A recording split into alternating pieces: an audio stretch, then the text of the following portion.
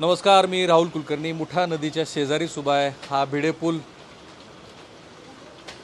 जो इथे इथे पाणी आलं म्हणजे पुण्यात पूर आला म्हणतात. हो, इथं बाबा भिडे पूल पाण्याखाली गेला की पुणेकरांचं म्हणणं आहे की मनसोक्त पाऊस झाला, करेक्ट, पुणे पाण्यात गेलं. बरोबर. तसं पुणे पाण्यात गेलं आणि गाड्या पण पाण्यात गेल्या. हो, आता ह्या बघा गाड्या, एक नाही दोन नाही, किती गाड्या आहेत ह्या अशा? इथं भरपूर गाड्या आहेत. किती?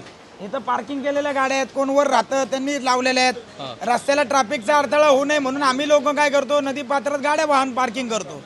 पण आज अशी वेळ आली तिथे पण एक गाडी आहे. की गाड्या हलवू. किती गाड्या आहेत सगळ्या मिळून? साधारण एक 17-18 गाड्या हे असतील. बघा, हे 17-18 गाड्या आहेत. गाड्या हलवू हा, का आम्ही पाणी घरातल्यांना काढू, ही वेळ आली म्हणून आम्ही गाड्या टाकून पहिलं घरातल्यांना बाहेर काढलं. एवढ्या वेगाने पाणी हा.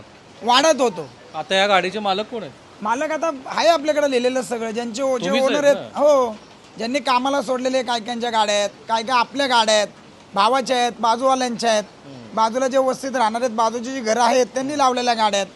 त्यांना तर कळलंच आणि नाही हे रात्री. पलंग वगैरे ते बाकीचं पण साहित्य, हे सगळं आपली रूम आहे ना इथं आतल्या बाजूला आहे. ती पण गेली का पाण्यात? हो पूर्ण पाण्यात? हो, मग ती हे खाली आहे ना, आपण बिल्डिंग वरनं बांधलेली आहे. बिल्डिंग वर बांधली. हे घर त्यांचं, ही आपली बिल्डिंग. नदीपात्रातलंच घर. आणि त्या नदीपात्राच्या मी अगदीच कडेला उभा आहे. हा भिडे ब्रिज आणि त्याच्या शेजारी उभा राहून आपण रिपोर्टिंग करतोय आणि पंचनामा करतोय या अर्थाने की हे असं का झालं. तर यांचं असं म्हणणं आहे की नदीपात्रामध्ये जसं आता ह्या मोटार गाड्या टू व्हीलर टाकलेल्या आहेत तसं लोकांनी घरं बांधली. हो, राडारोडा पडला. पहिली गोष्ट, नदीचं पात्र छोटं झालं. आता हे पिलरमुळे पण पाणी अडतंय बघा ना तुम्ही. हो ना. त्या पिलरमुळे ह्यांची जागा वर घेतलेली आहे, ह्याला पाणी अडतंय ना. हो, असे किती खांब झालेत पुण्यामध्ये, मोठा नदीच्या पात्रामध्ये किती खांब झालेत बघा ना.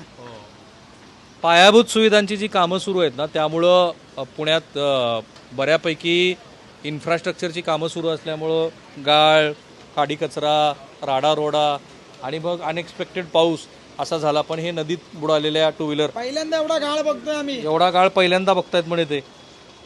याच्या आधी आला नव्हता एवढा? एवढा गाळ कधीच नाही. 97ला घरात पाणी होतं पण धुळीचं पाणी नव्हतं, सगळं स्वच्छ पाणी होतं. ही घरातली यांच्या मंडळी, स्वच्छ पाणी होतं. स्वच्छ पाणी होतं. आता सगळा गाळच 97ला. आता गाळ म्हणजे घरात फिनेल बिनेल मारायची वेळ अच्छा, आहे. मला सांगा आता ह्या टू व्हीलरचं काय होणार? जरा प्रेक्षकांना दाखवा बरं. किती टू व्हीलर आहेत इथे? किती आहेत? इथं 2 टू व्हीलर आहेत. याचं काय होणार आता? ह्याची आता काय रिपेअरिंग करायची परत? होतं का रिपेअर? होणार ना, करायला लागणार ना आता.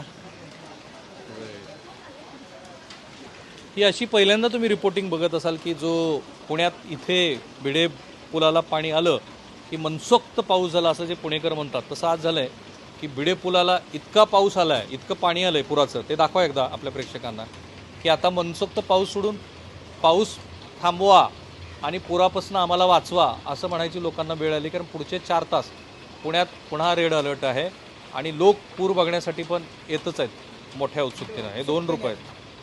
कॅमेरामन निकेतन मानेसह मी राहुल कुलकर्णी, NDTV मराठी, पुणे.